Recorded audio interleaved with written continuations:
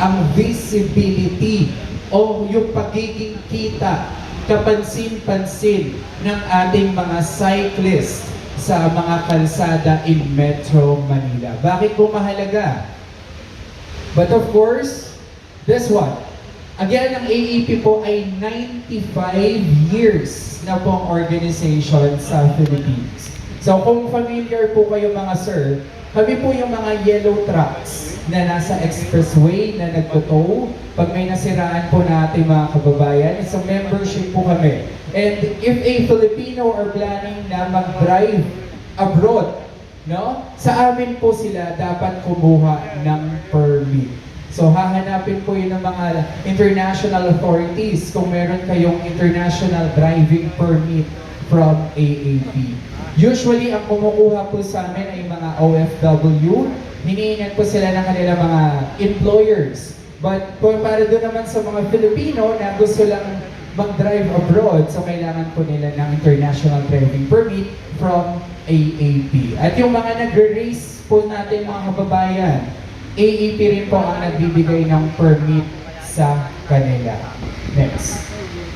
So ito po yung example natin mga ma'am sir. Ito po yung example ng aming international driving permit at ito po yung usually mga trucks na ginagamit ko ni AAP to tow nung mga nasiraan nating kababayan sa expressway or not just in expressway but also in whole country. So nationwide po ang towing ni AAP.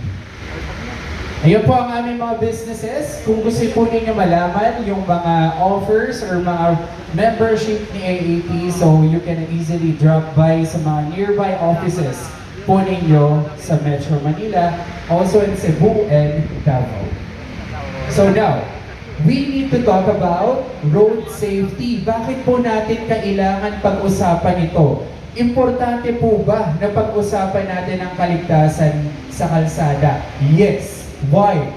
Dahil ayon po sa ating mga eksperto or World Health Organization mismo, ito po ang current status ng ating buong mundo when it comes to road safety. Ayon po sa datos nila, we have 1.1 million.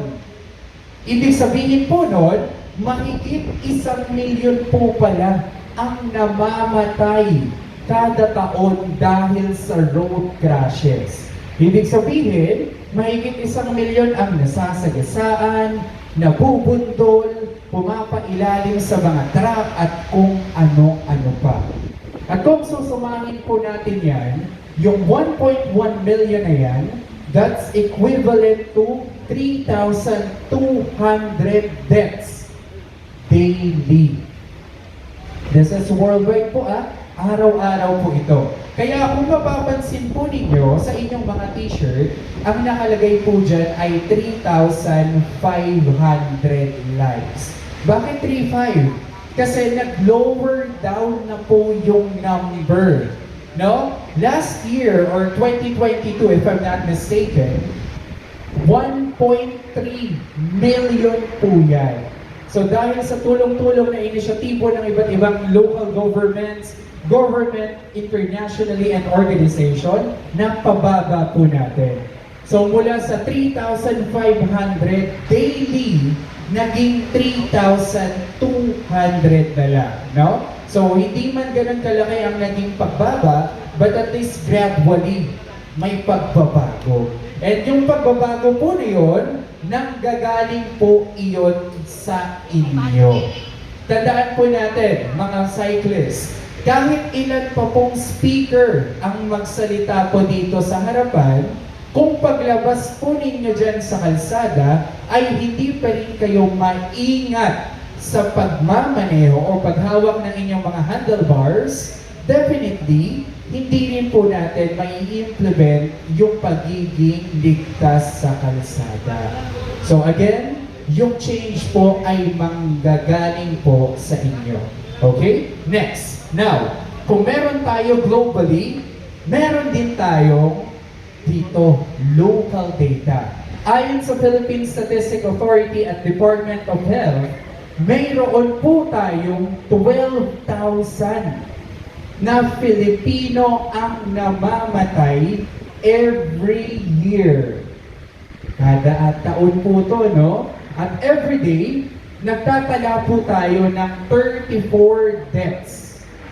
34 Filipino, 34 families ang nagluluksa po every day.